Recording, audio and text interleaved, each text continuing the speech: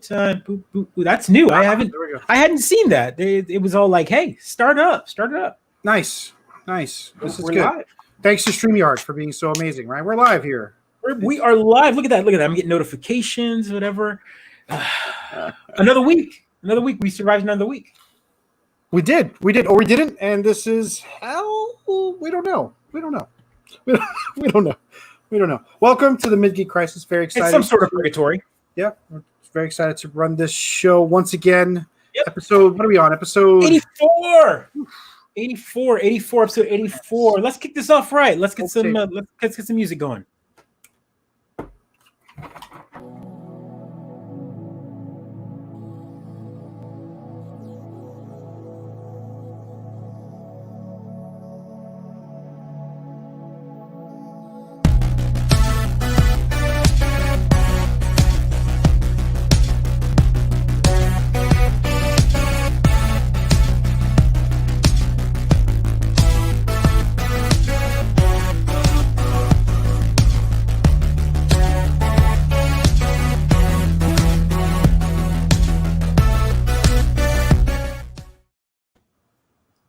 Oh, we're back. Sorry. Awesome. Very excited. How was your week, man? Let's start it off right. How was your week? It was good. I mean, it's in the books, right? Got some stuff done. Played some games over the weekend. It was good. I know we played some D&D on Friday. We did play some D&D on Friday. The dungeon crawl is going well. The adversarial nature of our game is weighing heavily on me, as y'all don't like being killed, apparently. I don't know what's going on here. Did you expect us to go quietly into the night?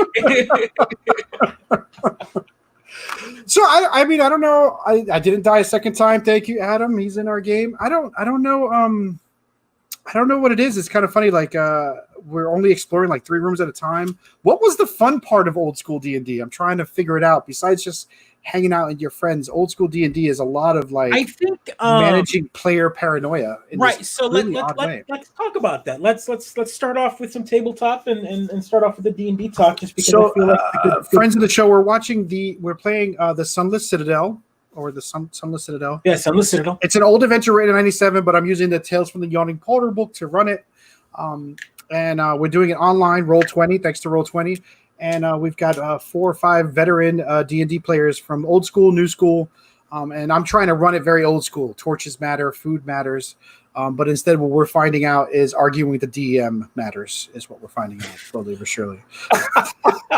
Where I'm literally like, fine, you could do it. Fine, just whatever. I don't know, man. Like maybe do you think D&D's got a little bit of some rose-tinted glasses on certain parts of the game? Like we all absolutely. We all talk about how old school we did this, that, but then when you actually go back to those rules, you don't realize that they were better. The olden days were not the better days. They were just the ways that we were used to.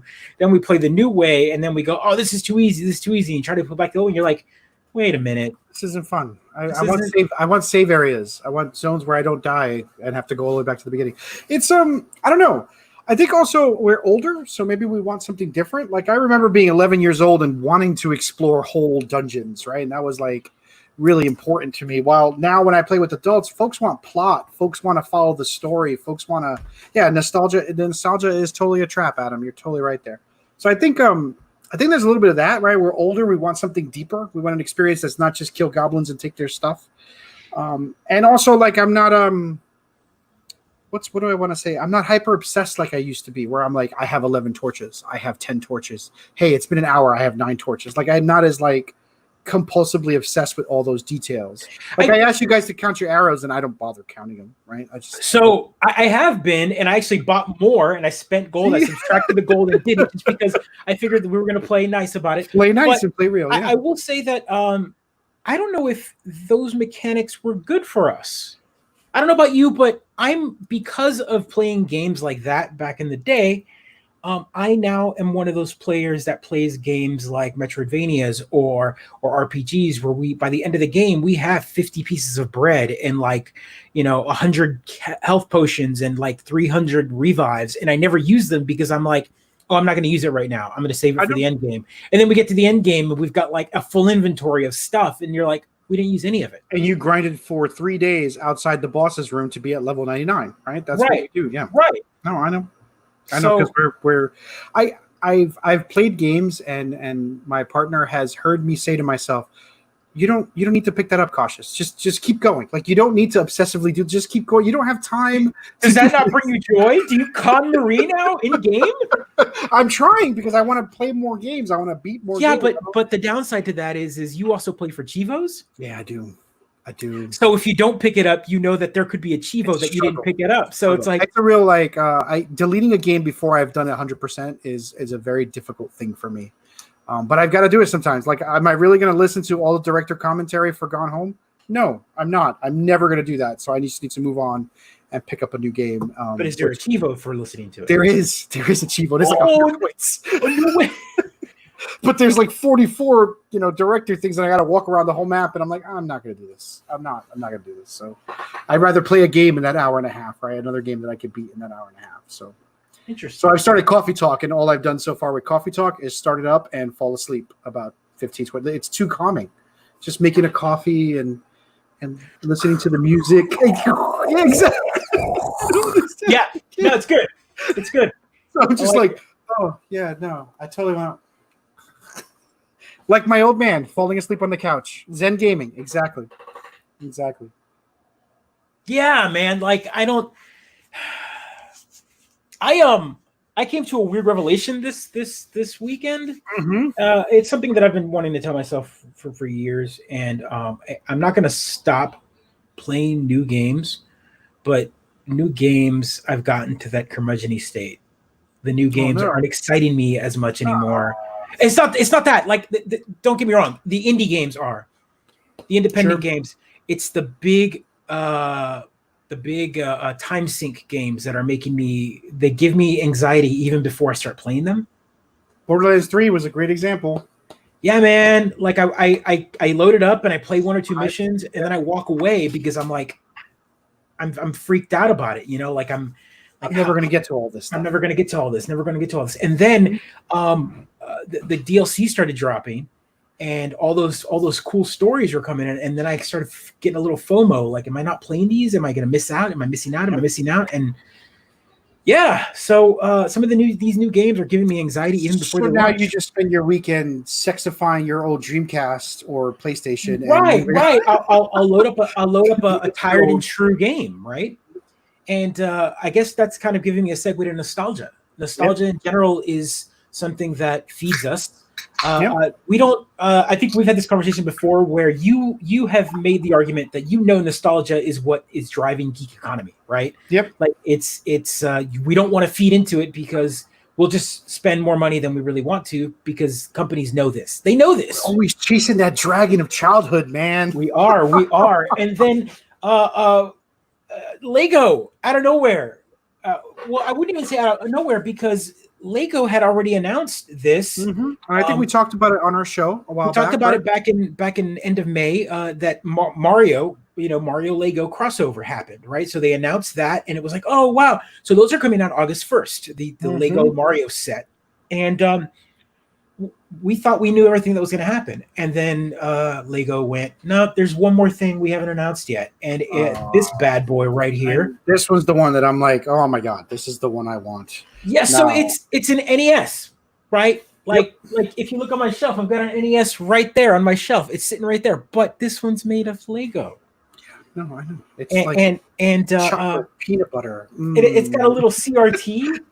I love CRTs. Of course, it's got the knobs and everything. I can actually show this to my daughter, and she will understand what I say.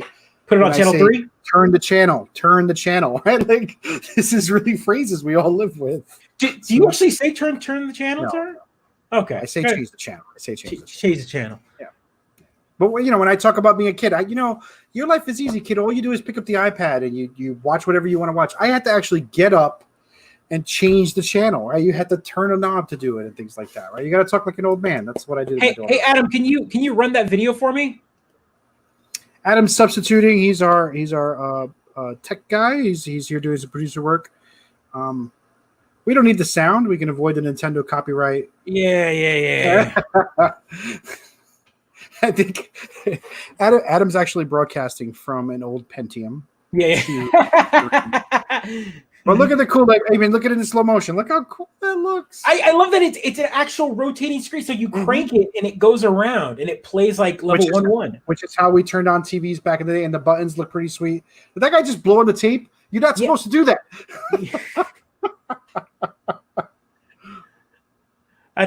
This is hilarious. It's so cool. That's actually the way Nintendo's worked back then too, right? So this is the set that they're talking about. This is the other one, right? Right. This is the basic set. It's $59.99. But if you put Mario on top of the TV, and you run it, he will actually like do sounds. He'll play the sounds. I don't even know what magic is happening there. Like it's So, like, I mean, they didn't do this with Minecraft, obviously, when they did their video game. One Lego thing that they did do with Minecraft, and I still got the piece, is Minecraft did put one piece with a code on it, and you would go and redeem a skin on Minecraft, which I thought was really cool. And it's a permanent Lego piece with a permanent code. That's a one-time code. So that piece is kind of unique collector. I don't say collectible, man. That just makes me sad. You know it is. You know collectible for $299.99. Yeah. Oh my God. Yeah. The price. So let's talk about that Lego. So Lego investment, right? Aren't they saying that Legos like per piece in Lego? They're like there's a value per piece, like cent wise. There's an economy. I know that there's a Lego economy, and if you go to a garage sale and you see a bin of Legos and they want cheap for it, you're supposed to get them. Oh yeah. You see folks who don't know, and then you see the folks who do, and they have them in little baggies, and they're selling them by the pound kind of thing. And you're like, really? I'm not going to buy Legos by the pound. But that's kind of the price economy for it. I wanted to Zombie Wolf Lord. I definitely wanted to. It's got a high price point. There's a lot of other things I want that cost around the same amount of dollars. And tracking the return on investment. Return investments. That's right. Those stonks. It's all stonks, baby. No, seriously, I wish we were making that up, but there is a full-on economy on Lego and value per price. So like when here's the deal. You bought the Back to the Future Legos. Yeah. Right? Do you have the Ghostbuster one? Well, I have the Ghostbusters. The Ghostbusters one I don't have the Lego. I don't have the Lego one. I want it. You have the Play Mobile one. I have the Play Mobile. Yes. My brother Jay has the Ghostbusters one. I think he's got the Ecto and the actual Firehouse, right? Of course there is. There's a tagline: when you see these prices, you'll shoulda. No, I'm kidding. Yeah. So I'm kidding. I'm sorry. I'm a dad. A Lego. So I don't know. I don't usually buy into that sort of like I want to buy nostalgia merge with nostalgia. This one's close, but the price point's too high.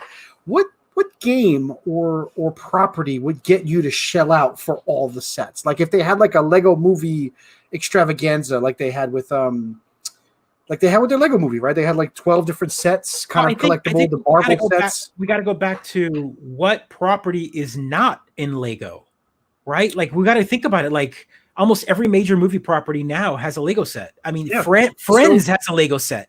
Oh my gosh! But if like in video games specifically, right? This is a nerd podcast. We're talking Mid-Geek Crisis. Sure. Like a video game, man. They already did comics, right? They got Marvel and DC. I am going to get the Lego sets, the entire Mario Lego set. But the problem is I want it for me, right? And I have kids, and my kiddo is going to lose all the pieces, which is going to bug the crap out of him, or he's going to mix them up, and I'm just going to be like, ah. So like I am the Will Ferrell character in a way. Mario can't play with those. They can't play with those. What are you talking about? So I don't know. Mario is definitely one of them that I would have like very excited. Mario. Street Fighter might be one that I'd like to get. Could you capture the essence of Street Fighter in? No, you couldn't, but it'd be cute, right? You'd see like I was seeing. I think Zombie Wolf Lord's right. Zelda. I think it's only fair that that's coming next, right? You start with Mario, you drop Mario, you have Mario sets, and then eventually you're going to go to the next Nintendo property if it sells properly. I just can't imagine them not doing it. Yeah. I mean, if they're going to go with original Mario, like World 1, Super Mario Brothers on NES, then a top-down view of Zelda, which already looked like Legos when you really look at it, would be perfect. Yep. Amazing. I think Metroid would be Metroid would be pretty cool. Metroid would be pretty awesome. Donkey Kong. Donkey Kong having the Lego building the full rafter set with Donkey Kong, and you already have the Mario piece, so you could bring him in. Sweet. Call of Duty. I think no. I'm kidding. That way, you just grab Legos and throw them on the ground, and then like people step on them. Ah! Each of the guns comes in a little its own individual set. You have to buy as DLC, right? You can level up. You get the airdrops. Call in for bombs. That'd be cool. I mean, right? So like we've already got Halo's actually Mega Blocks, right? Mega Blocks did Halo. Halo did. They might have done Call of Duty too. Actually, it's like the GoBots of Lego, right? Yeah, I think. I mean, I know you're gonna. I think Assassin's Creed would be pretty cool. Yeah, the little hoods, the little outfits on those little. Yeah, you can swap the outfit. No, I could see that. I would totally love digging, make it a big cathedral or something. Yeah, and then, like doing the jump into the pile of hay. Into like a pile of hay. That would be fun. What's another one? That's a good conversation. I mean, Minecraft already exists, and I thought those are great sets. Yeah. Those are great sets. I mean, you've already got Marvel, you've got DC, you've got the basics. Yeah, I mean, exactly. That's what I'm saying. A Mega Man. Mega Man would be cool. Yeah, there you go. A Mega Man set would be awesome. Like bosses and boss area. Oh man, yeah, different helmets and the minifigs alone, like being able to have Mega Man in different colors would be like amazing. That would be great. I wonder, there's got to be like a giant modders community that's already done it. Like, yeah. Well, I mean, you've been to conventions and there's there's like huge walls of them. Right. But you always see the booths with the bootleg minifigs, right? With all the figures that are like not. Can we even call them bootlegs anymore? I mean, you definitely see a lot of figures that never existed, and some of them that are reproductions of ones that exist. They're right? They're kit bash, right? Yeah, kit bash. No, you're right. That would be a good term. They're definitely not Lego branded though blocks. So like unlicensed Legos. They would be called Lepins. Lepins. That's it. Lepins. Yeah, they make the bootleg sets, which. I may or may not have one or two in my cart at some point in time. I never bought. Brother V has a significant amount of those. He also has real Legos. I think he's like, but he also hates them. Yeah, he hates them. Yeah, but the price is right. He bought it and then he was like, I hate it. They're not the same. They don't supplement. He's got the big huge city and he supplements it. Sure.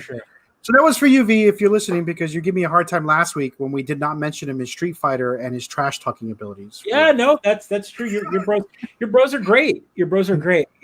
Ghetto. yeah. Not quite legitos, right? Yeah, no, I'm with you there. So there's that. What else? I can't. What other property would I love to see in Lego form? I mean, I think. Well, let's leave video game world because I mean we're major video games are hard to kind of come by. But let's what TV? You know what? Let's go to major sci-fi properties. Well, they've already done Stranger Things. Right, I know, but I would like a Dune set. Oh. Could you imagine a sandworm, just a giant Lego sandworm coming out and like Reinhard Conan? Oh God, that'd be great. And you've already got factions, right? Spaceships. You could build like folding space. Just all these. I'm trying all that would be like 40-year-olds online for it though, right? It would not kids would be like, "What is this Lego sandworm? I don't need this Lego sandworm." But have no point of reference for this.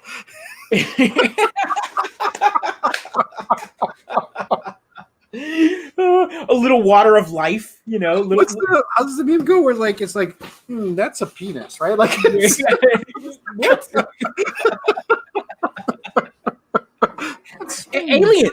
Aliens Predator. That would be good. That would be a good crossover one. So again, we're talking about Lego sets that are clearly not marketed towards kids, right? But I mean, Stranger Things is a rated PG-13 rated R set, so Stranger Things they definitely like to go both. These are like collector series for adults like us who can't help but buy. That Stranger Things set is sweet. If you guys haven't seen it, it's amazing looking. It's the buyer's house with the full set, and then there is the way you build it is it's the house, and then it's on a platform, and then you build the house again. And underneath it, upside down in an upside down version with the Oh man, with the Mind Flayer, with the Demogorgon underneath it. It's cool looking, really cool looking. Joe's a big fan of the show. He's seen it all seasons about 7 times. So you're that guy who went to Titanic like 7 times, right? I worked at the movie theater when it came out. Did you really? Yeah. So my first job was in 97, 96, 97, and in 97, our movie theater had just opened. We were the first crew that got hired for it. We helped open it. We opened our doors in December. And Titanic had just launched. There it is. Look at that. The upside down, $199, baby. So that's priced right though. $199 sounds right for a boutique set. The $299 one for Nintendo doesn't feel right, but you got to add on that Nintendo license, the surcharge, right? Yeah, but there's probably a lot of parents who bought it for their kids to be interested in architecture, right? I don't know. I'm not interested. How much do those go, Adam? Can you pull up one of those Frank Lloyd Wright sets? They do have a lot of architecture. What about Lego Dragon Ball Z? Would that go crazy? Would that go nuts? Lego Dragon Ball Z? That's the jam. Right, that's the jam. Oh man, and all the minifigs would be great. And then they come with little clear auras, like the little clear auras. You can sell the kids. Dragon Ball Z, you can sell the kids. Oh yeah. Yeah, look at these. It's discontinued by manufacturer, $500. Look at that resale value, baby. Oh, ooh, that's that. And how many pieces is that? Is it 2,100 or 200? I can't. It's no. That's the set number. I don't know what it is. Yeah, it's not even that many sets. It's not. It's a very tiny set. It's all like little tiny flat pieces, though, right? It's not build. So it's more. It's more of a meditative build than anything else. Yeah, they've got also big like it's the architecture set, right? So you can get like the 800. Yeah. So they've got. $500 is the collector's set, right? I'm like, why wouldn't I just buy the Millennium Falcon, right? I'm not that far away from picking that's that up, the right? bad boy, man. That's what it's. That's a dream build, right? Like getting that, like that's a. Didn't they release a Star Destroyer set? I think that's the dream build for me. The Star Destroyer. Yeah. The Star Destroyer is a big one. Those go for huge amount of money. I can't imagine building one of those and then taking it apart though. Like I know that's part of the Lego thing. Like take it apart, then you put the book away. And then eventually you would rebuild it at some point in time. What do your kids do? Do they put them together and leave them? I have them build the set once. Mm-hmm. So I give them the book and I say, okay, one bag, you finish bag 1, finish bag 2, finish bag 3. Con flies through it, and then he builds it, and he's like, yeah, one of the biggest set he built was I got him for his birthday. The Imperial Star Destroyer. Well, $700, and that is from Lego.com. So that's like 5,000 pieces, right? That's a ridiculous. Right. It's a huge thing. But you build that thing, right? Like it would hurt my heart trying to take that apart because they're all gray pieces. You'd have to try to build that again would be impossible. I mean, you've got a million gray pieces, right? It's improbable, right? Like it's just.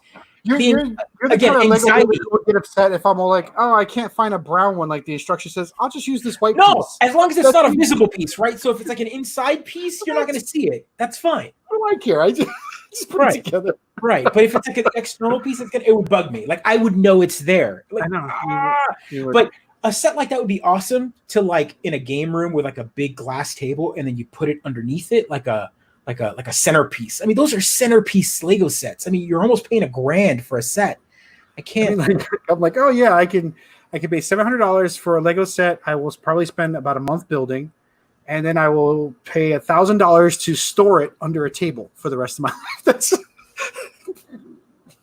I can't do. I don't see I don't understand the problem there. You're like that math works. That math works. I don't understand. $1,700. You know how many things I buy, and then when I buy them, I buy accessories for that thing so that. I know. You're a madman. And yeah, rolls. Yeah, my kid plays with Legos all the time. She sets up stores. She builds things. So yeah. Yes. Yeah. All right.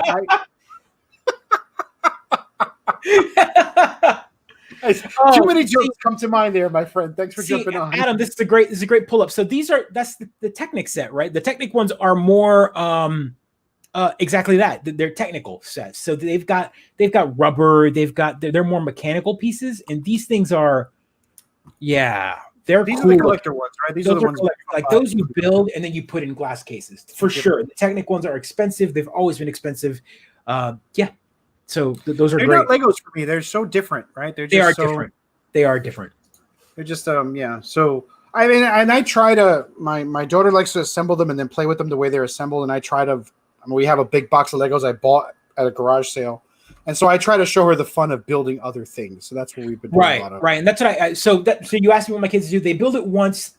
I tell them to enjoy it for one day, in the way it is, and then after that they can do whatever they want. And the big Lego. He got the Lego 2 movie, the ship from the villain, the girl, the big round ship.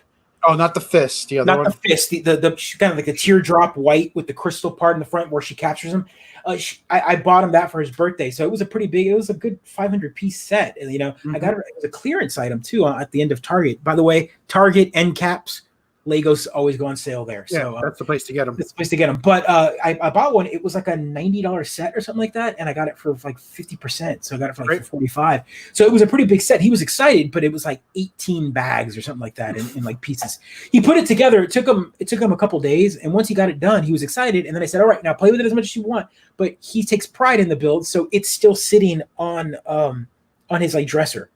Oh, and that's great. One or two guns have fallen off on it, or like a piece has fallen off, but he'll find it and go put it right back on. That's great.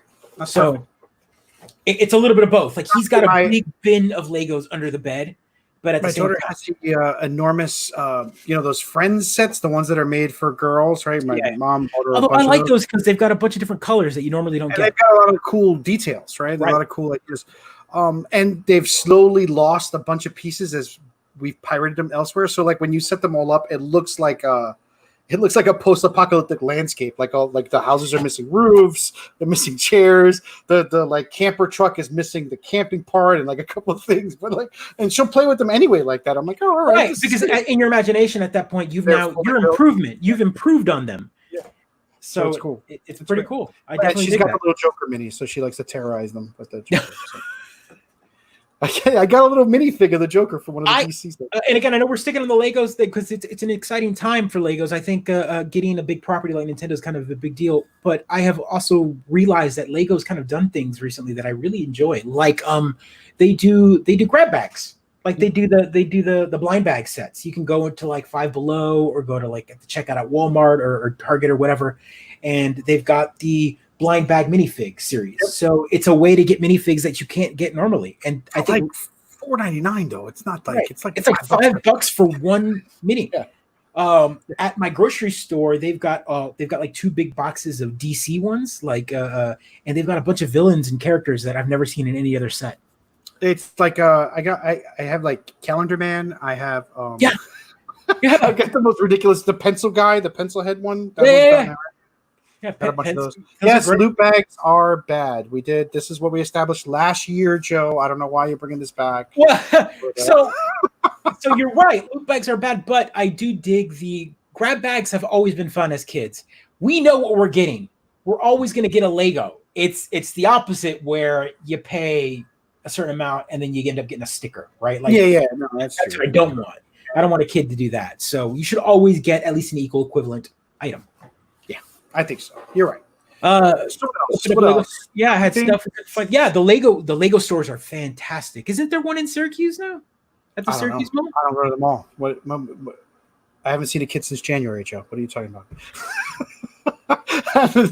He's not going to go to the mall. It's just Their timing was really bad, right? They opened and then everything went poor or south up here in Syracuse. That's awesome. One of the things is my kiddo had a couple of birthday parties at a Lego-esque place. The Brick Spot. There was a place in the mall, or what used to be a mall, and then they turned it into kind of like a civic center, I guess, right? Or it's kind of it's a mall that closed. We're talking about the famous Shopping Town Mall in Syracuse. It is a blight on the town.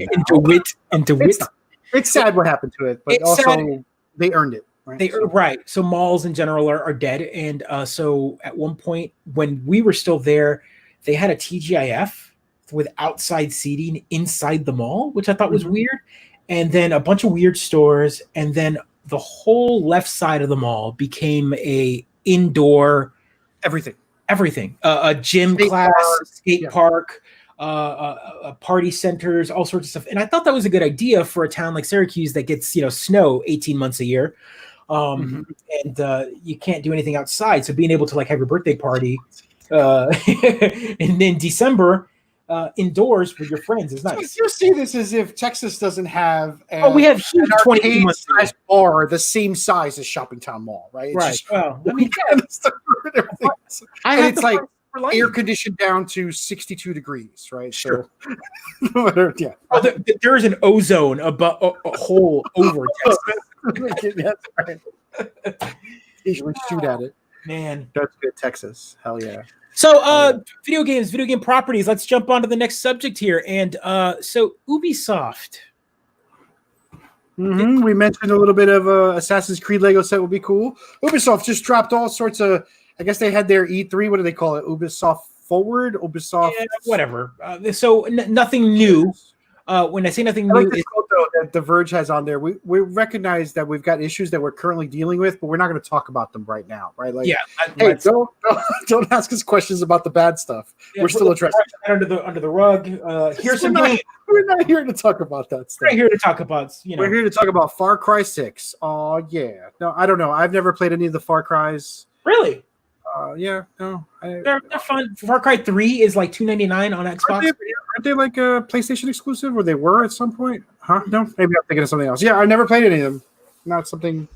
So Far Cry 3 was my last favorite. I haven't played anyone since, but Part 3 is really good, and it's like $2.99 on PlayStation Store and Xbox. So digital. Wasn't it like Tomb Raider, except you just shoot your way through cultures? No,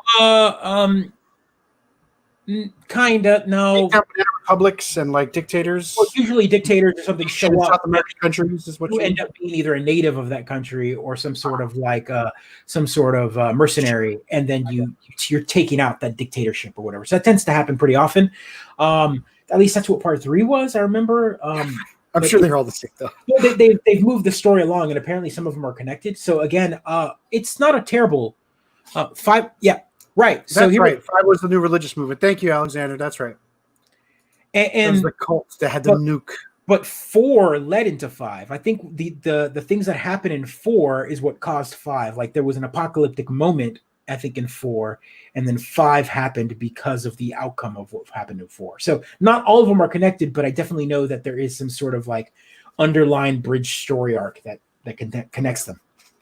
So that's yes, this is exactly right. Yeah, Assassin's Creed is fully studied, thoroughly detailed historical cultures that we like, white people like, gamers like, let's be honest, right? And then Far Cry is totally shooting your way through South American and Southeast Asian cultures. Yes, that was my take on Far Cry, right? I remember but I do like Assassin's Creed games, especially since they've got the Chivos, right? They're easy collectibles, kill this way. Yeah, Ubisoft is interesting about that. Like they spend like they break up their development teams. There's always 2 teams working on Assassin's Creed games. So one will come out this year, but the one that's coming out next year is already being worked on by a specific team. That ended up happening with Origins and Origins and Odyssey. There was a 2-team set.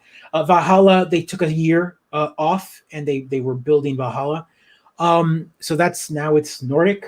Now it's It's a comfortable and uncomfortable topic to play. I think it's associated with some. It's got a bad rap, I think. Yeah, it's got a bad rap because it's definitely one of those cultures that even like a lot of the people that have enjoyed it are like, dude, why are you taking my culture now and turning it into this like white power movement thing? So it's sad. I definitely can understand and empathize with some of the people that have always liked it, and all of a sudden they're like, wait a minute, what are you saying now? Celtic runes are now associated with like white supremacy. What the? So it's an interesting topic to kind of release. Like Valhalla might have been released the game. Yeah, so. And I wonder how, because a lot of us grew up with the sort of mythology, but also like mythology filtered through everything. The only mythology I know is like came from comics, right? And then I had to go back and read books and texts and stuff like that. So it'd be interesting to see how Ubisoft approaches the historical aspect of it, because there's a little bit and then there's a lot, right? Depending on what you're looking at for Vikings. So I'm excited for it. I'm curious for it. I haven't watched any trailers because I don't like the hype. I like to actually just grab it and play. Yeah. I'm not into the hype factor for it. I think Ubisoft or the groups that in general, I remember when they were working on, what was the first one that came out on Xbox One, the one in France? That was Origin. No, that was Unity. Unity. So Unity was a great game. It had a lot of graphical problems. I mean, it became a joke for a long time. And one of the big things about Unity was that they spent like 3 years scanning Notre Dame. Mm-hmm. Remember that? And so all the details on the inside of Notre Dame were captured by Ubisoft, and then it burnt down, right? And then the government was like, Ubisoft was like, by the way, we've got some high definition renderings of it if you want to use it for rebuild purposes. I'm like, restore it to where it used to be. Yeah. Right. How amazing is that, where a video game company, I mean, they invested all this money into doing the scan, and then did you play it, Unity? Yeah.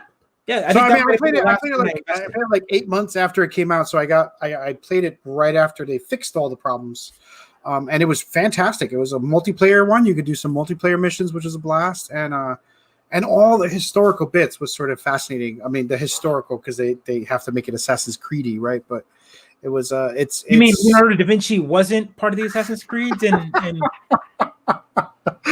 no. Not at all. Sure.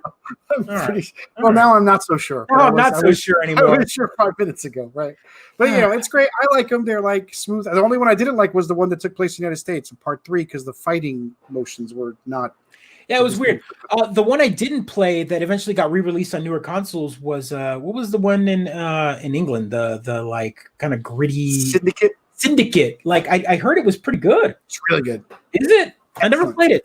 I never played it. Assassin's Creed games have always been those games that I want to play longer. And again, I talk about this time sink thing where I'll play them. I'll dump 3, 4, 5 hours one day, and I'm like, oh yeah, and then I'm busy for the rest of the week, and then the next week comes out, and I'm like, I don't remember this place. I don't remember this. Like, I have no memory of this place. That's exactly what happens. And then I wander. I read it. I try to pull out my phone to see where I'm at, and then I turn off the game. I'm like, I don't know where I'm at anymore. I know that. It's a brutal feeling when you've got like the work and the family and the partner and the friends and the other commitments and all these big buck games that we used to be able to spend all day Saturday, Sunday playing as 12-year-olds are now just too big for us, right? They're too big. Hope you still play them or try to play them. Yeah. But you know what? I won't say that I don't get any fun out of them, right? Even though I've come to the conclusion that I want 100% everything that I play. Right? No, I get it. It's totally. I totally like you, weak little man. You probably set it to story mode so you don't have to work as hard. I try not to.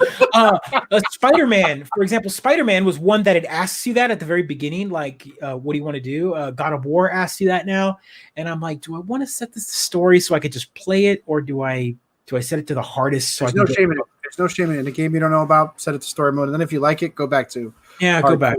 Yeah, get through the game first. Enjoy what the writers put together for you. No problems there.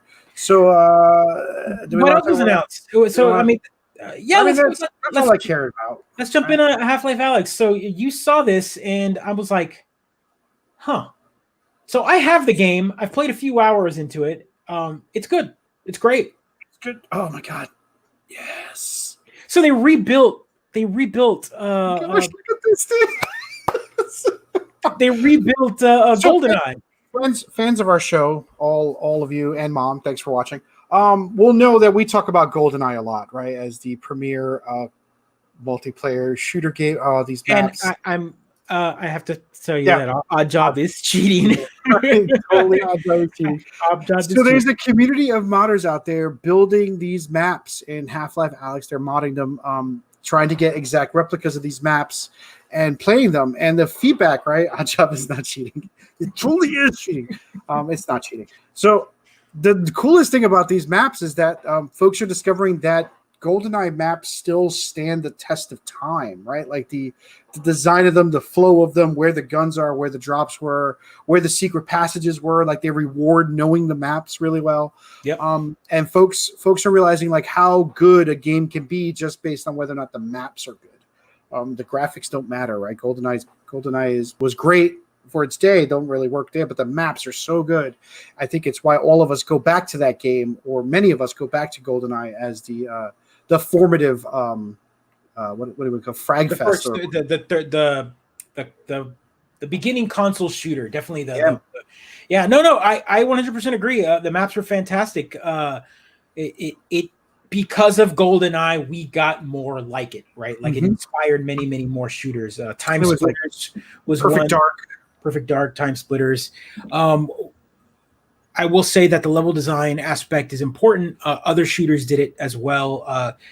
Doom, John Carmack and his like level design is like infamous in the coding and level creation community. Like the way, but that's Doom was single player though, right? Right.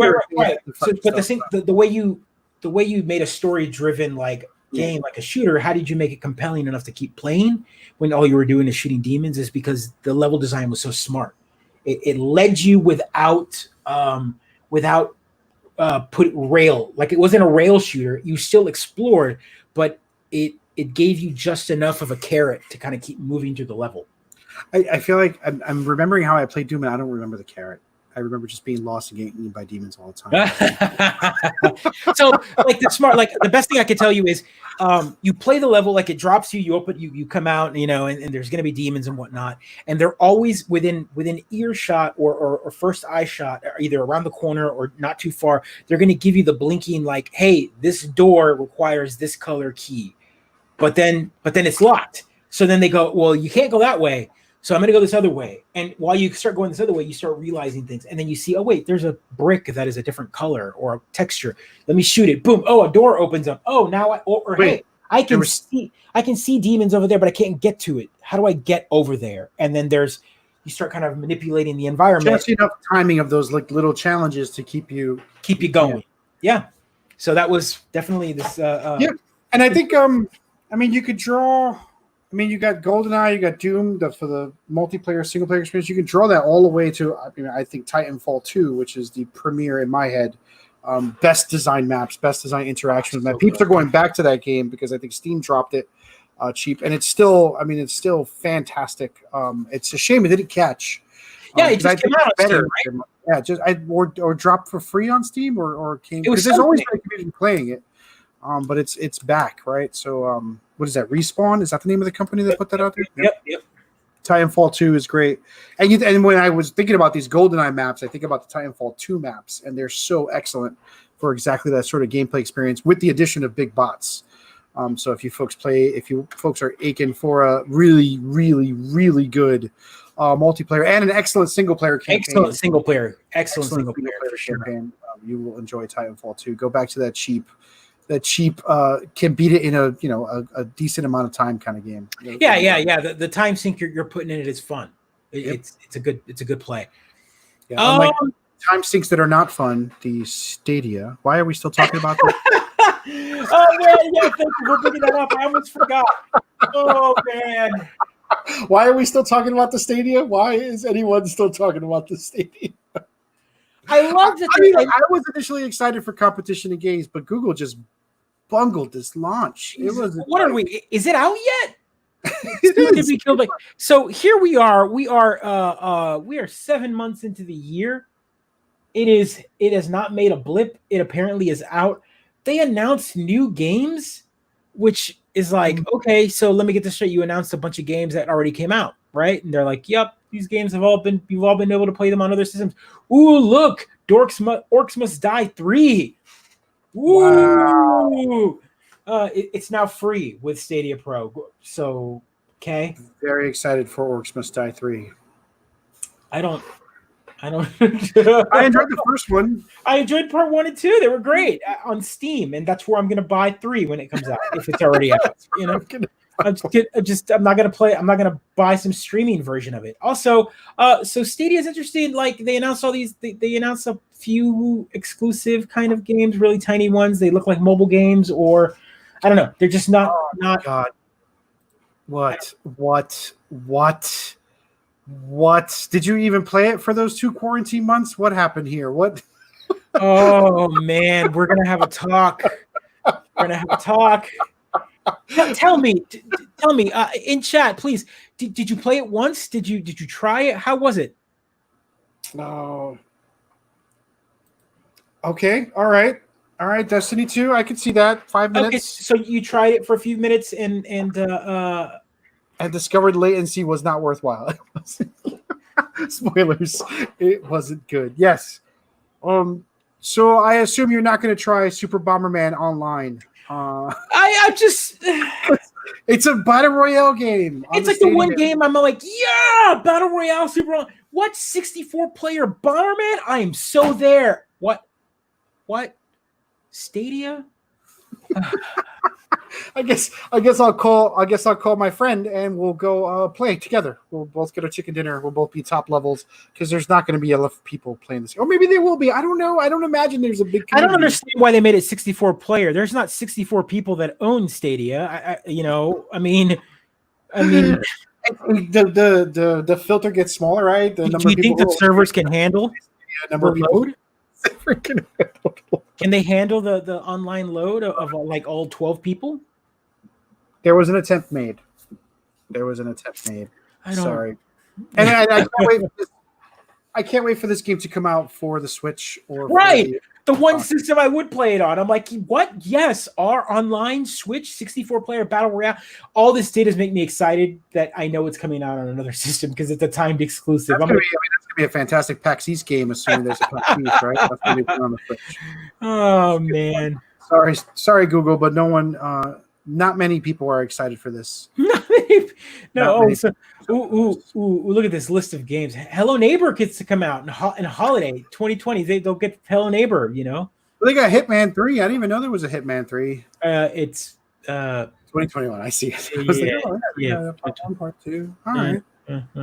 Some games that I already own on the Xbox I can now play on the Stadia. Pay a fee. Who cares? I don't know what this is for. Why? Just I don't. How much money did Google pay Konami to be like, hey, can we have your game exclusively for? Or maybe Konami was like, all right, yeah, why not? It doesn't hurt us to give it away exclusive for a little while. It's advertising, right? This is free advertising. We're all talking about it, upset that it's on another system, so we're all going to be. I love the and that's pretty much it. Oh man, I miss E3. You keep saying that. I miss it. I just this time of year, this weird random trickle of like news is been like I don't know when it was announced. Where was it announced? Like oh, this game. Like what? Like what? We're having a talk on Tuesday. You need a big event to tell you what to think. Is that what I'm hearing? No, it's not that. It's just. It's hard to get on the hype train when there's no station. I get it. Right. Like I feel like I'm missing the bus. It's not a train anymore. It's like the ferry. It's like 14 people who might give you a ride. You're right. Like, oh, you're just like, are you calling the Uber? You even know, I really want to. It's sad. It's sad. Yeah, it was a giant buffet. It also kicked off a lot of activity. So it was more. It encouraged all of these game companies to be organized. Right. Now they can just sort of like blah, blah, blah. Take him to church. I don't know, man. Like I just feel like he needs the right. I don't know. That's what I need, right? Like I do need that. I feel like. I mean, at this point, I'd like 3 people to come over and tell me about games. Like I don't need. I need some freaking couch play. I need some face-to-face trash talking. We've been all.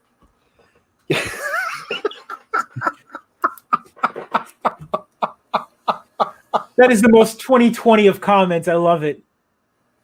I mean, where's the lie? Where's the lie? Right.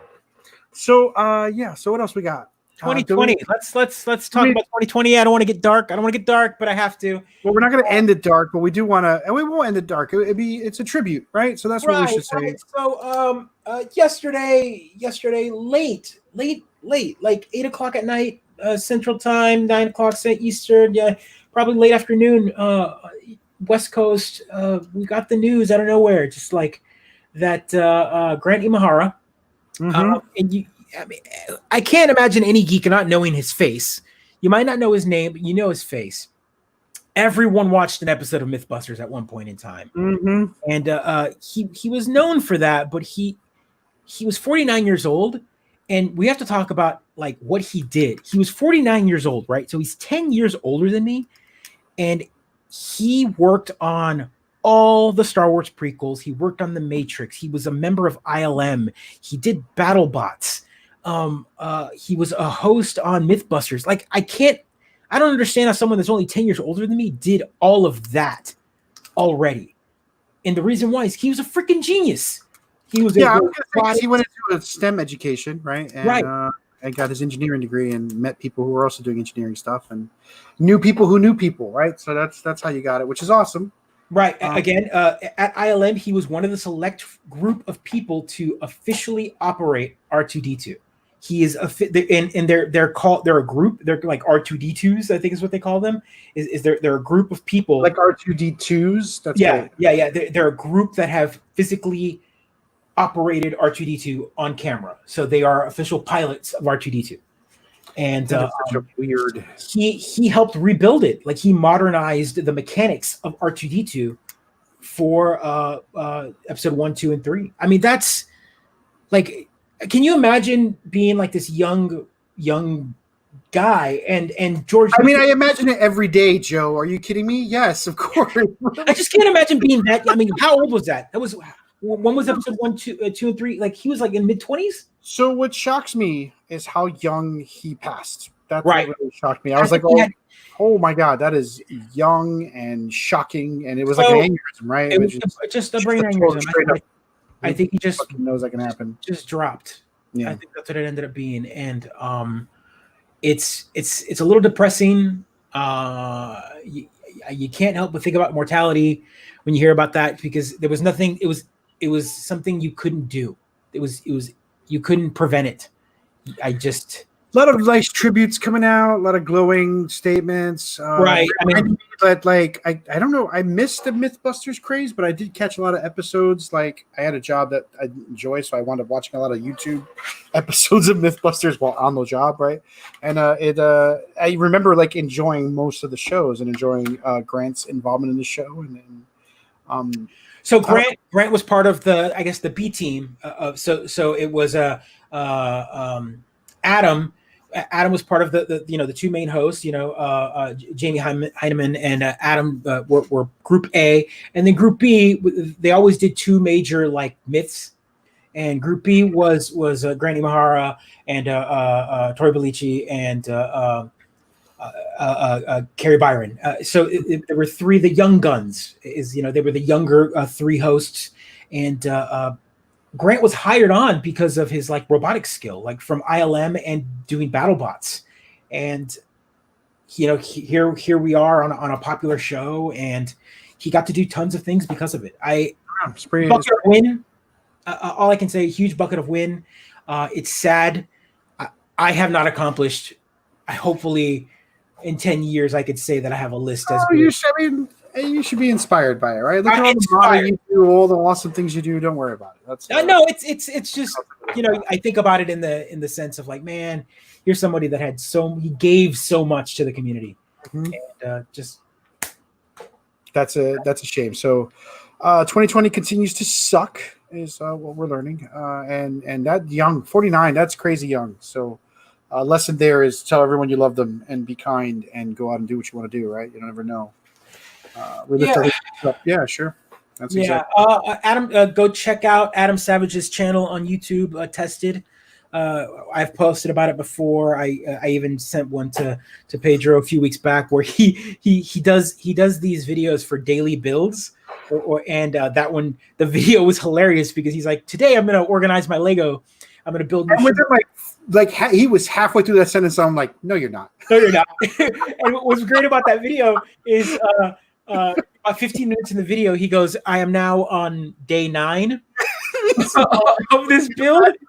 And so his tested channel is fantastic. Go check him out. Please like, subscribe. His channel is great guy. He does a daily video. He's been very about the pandemic. He's been at home. He's been doing a lot of daily builds, a lot of daily stuff. And it's been great watching his mind like kind of go mad in a way, like with like I don't even know what to build today. I'm going to modify this tool. I've been wanting this button on this tool today. I need it. I'm going to do it. Let's do it. So he goes crazy. You start looking at things, you're like, what am I going to do with that? What am I going to do? Yeah. Crazy. I'm with you there. But the reason I brought that up is today he did a long, there's like a 45-minute video him talking about his experience with Grant and all that. So kind of a tribute episode. So go watch Mythbusters, everybody. You'll enjoy it. Go watch the Mythbusters. I don't even know if they're on Netflix. I know they used to be. I don't think they're on right now. You might have to, but I mean, we're nerds. We know how to find it. So we're nerds. Go find it. A big machine. You'll be fine. Yeah, it's a big machine. You know how to find Mythbusters. Let's end it on something happy here. What else we got? What's one more thing we can talk about before we end this? I don't know. Are you playing any good games, or do we open with that? Oh, yeah, we could talk about the fear of it. Well, okay, let's talk about this real quick, and we'll talk about it in a lighter mode. TikTok. So I what was it? I feel like this week has been 10,000 years long, but like I guess Amazon canceled TikTok, and they were like, "Hey, employees, take it off your phones." Yep. India was like, because they're in a big to do with China regarding border disputes and all this stuff. They're like, hey, it's now banned. So TikTok has been banned in India. And I guess the White House and certain government officials have talked about the security problems. I think TikTok. All of the White House needs to turn on TikTok. They need to all install it on their phones. like there's any security there anyway, right? Yeah, I know, right? Yeah, banks and countries are banning it. It leaks so much. I mean, it does and it doesn't, right? I mean, there's a lot of questions. Like talk ticks, get off my lawn. I think one of the quotes was, "If this was a leak, this was a gallon of a this is a gallon's worth of a glass of water." I think from the information that was leaked. Is that what it is? So how is it different from like my big thing is that like all of these free services profit from your information. So how is it different from Facebook or any other free service we use that profits from it, right? I don't know. And the difference, I think all of us are not inclined to admit, is that it's a Chinese company, but it's not, right? It's owned by a Chinese company, but it's operated and based in the US. So it's one of those 10-cent situations. 10-cent situations. Yeah. Is this thing on? Have I been talking about 10 cent for the past everybody listening to me? So I mean, I don't know. I think we need to have tinfoil hat moment on the show. I'm going to switch the background. I'm going to pull out. I need to build one and have one. So every time we talk about 10 cent, I'm going to pull out my tinfoil hat. Y'all heard it here. Next week, tinfoil hat will be ready.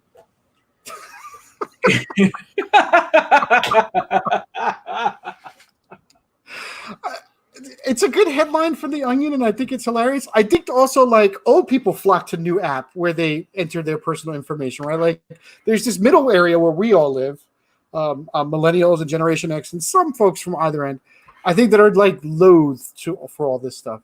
It is bad. Tencent is bad. But what? What is this, doubting me? Bravo, sir. Bravo. I felt the prod there. I was like, what is that? I've got no interest in TikTok. I barely have an attention span for what I have now. But you mean you didn't enter those into Facebook when you started? Facebook asked me for those. No. It was via an email. No, I got a text message. I don't remember, but I definitely have a social security number somewhere. No, I wired it, right? Like I went to Western Union and dropped it off on a piece of paper written down. Again, it's funny where we draw these lines, right? And clearly a little bit is just xenophobia, right? This is because China's boom, and we're afraid of that. And they are also a totalitarian regime, right? Masquerading as a liberal democracy. But also like people do DNA swabs. I was talking to a coworker about this, right? They've done it. Their whole family's done it. And they don't know what the company's doing with that information, right? And we fill out forms and we make jokes about our birthday. We answer memes that ask for our birth date and year, or we ask about like, hey, what movie was released on your day? And we're giving that information out freely all the time without any thought. So why does TikTok matter, right? Maybe it's because kids use it. I don't know.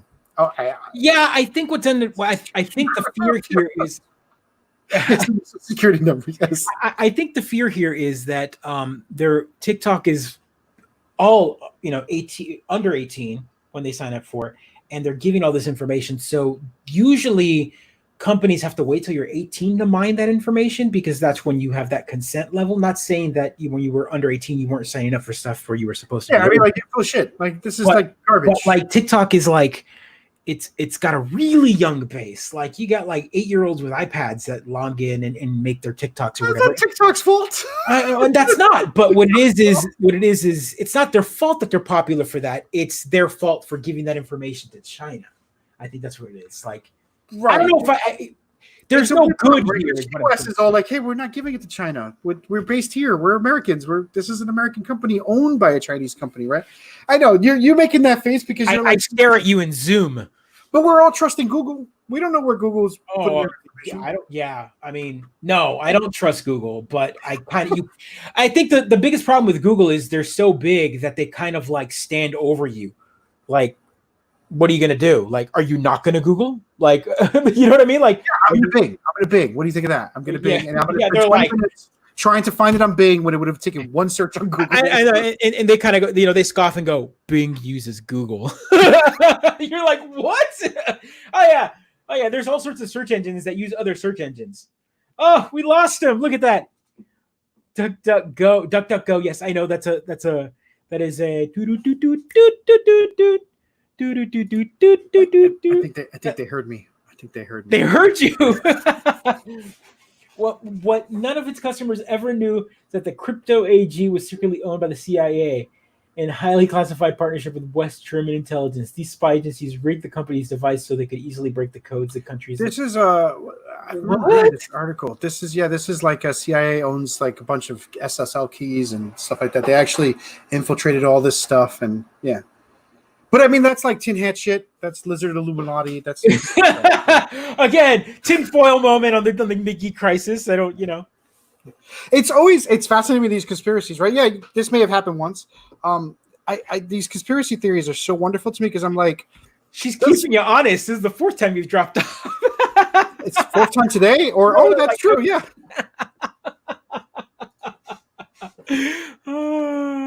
Oh man. So, what was I going to say? You know what? It doesn't matter. It is my 4th time dropping off. That back button's really easy to hit on my keyboard.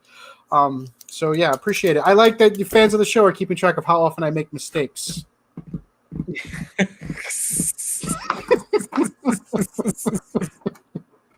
Trying to keep you honest, man. Oh, but I got. No, that's fair. Oh, thanks for jumping on, folks, and burning me. That's why I do this show, so I can be burned. What do you got planned for this week before we go? Just because I'm. This week is more Division 2. I've got more D&D, right? We got another Friday of D&D with y'all, and then D&D on Sunday. Got a great adventure planned, or planning some great thoughts for the adventure. I'm actually starting to read other indie role-playing games because I think this might be my last D&D campaign for a while. I've talked about it before. I've made a decision. I think I'm going to start playing some indie games and lining up people to play indie games after these campaigns are over. So that's where I am, reading rule books, pulling some old indie games off my shelves and remembering how. Have I read anything good? Like any good of the indie games that you're ready to jump into right after? So I have Wolf Spell, which I think I've talked about before. So that's one of the ones which inspired me to pick up Swords Without Master, which was in that Itch.io set. I also have Free Market, which maybe I should talk about next week. It's an older game put out by Jared Sorensen and Luke Crane 10,000 years ago in the before times. And it's got a neat mechanic involving memories, right? So you have short-term memories and long-term memories, and your character develops as you move your short-term memories into long-term memories. But you kind of decide which short-term memories go away. So it's got some neat mechanics, and it's got cards and how you play memory economy. Like it's kind of that. It's kind of like a memory economy, but it's a way for a player to take control of their character, right? So you're creating your own short-term memories, and then you create your long-term memories. And it's got a sort of cyberpunk feel to it because you got mods and computers and mercs and groups and things like that. But I'm trying to figure out what game I want to run in the community up here to start with. We've got some advanced players and some D&D players that I think we need to work with, and I'm excited for it. I'm getting excited for this new campaign, as I'm also super thrilled to close out these 2 D&D campaigns. So I should lend it to you, man. You'll really enjoy. You really enjoy the art for it. It's a fantastic art game. The voice is awful, but the art's fantastic. So this week I've got my my lovely wife. It's her birthday. Fantastic. This Thursday, so we'll be celebrating in the most in the way that you can, which is stay home, watch the movies. I'll shoot guns in the air.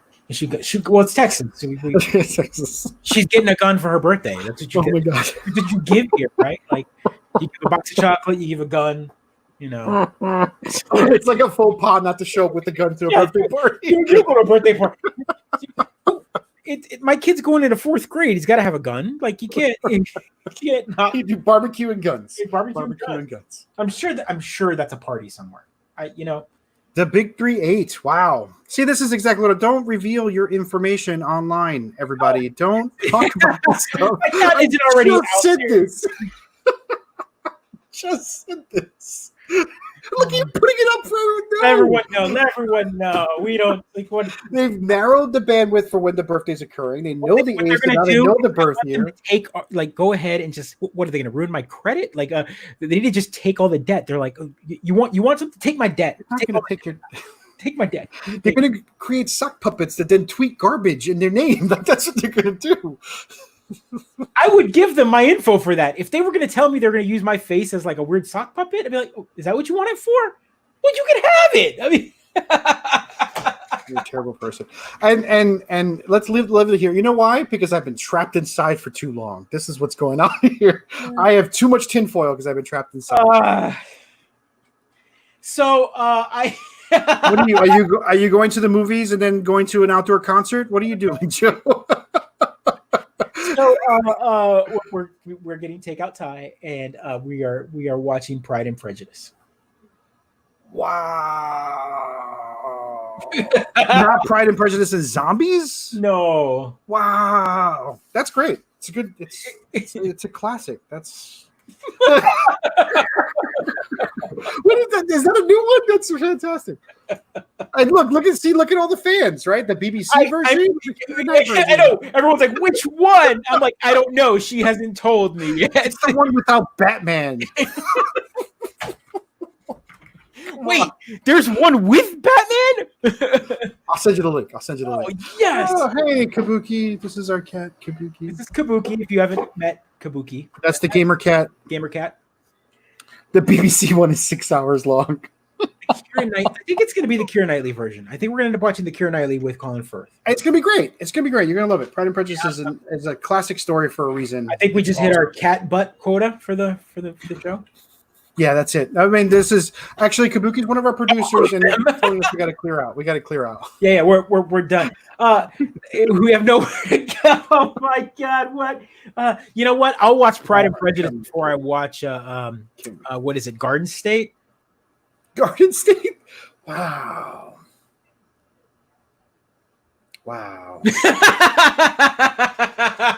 I think I just broke him. I think that phase of Garden State. Yeah. It's got a good soundtrack, bro. It's got a good soundtrack. Wow. All right, everybody. That's enough burns for the night. Everyone, this has been the Mid-Geek Crisis. I am cautious. And I'm Joe the Alphabet. Like, subscribe, share. Episode 34 in the can. 84 in the can. Be kind, everyone. Be kind. Be safe and be kind. Wear a mask. Yes, please.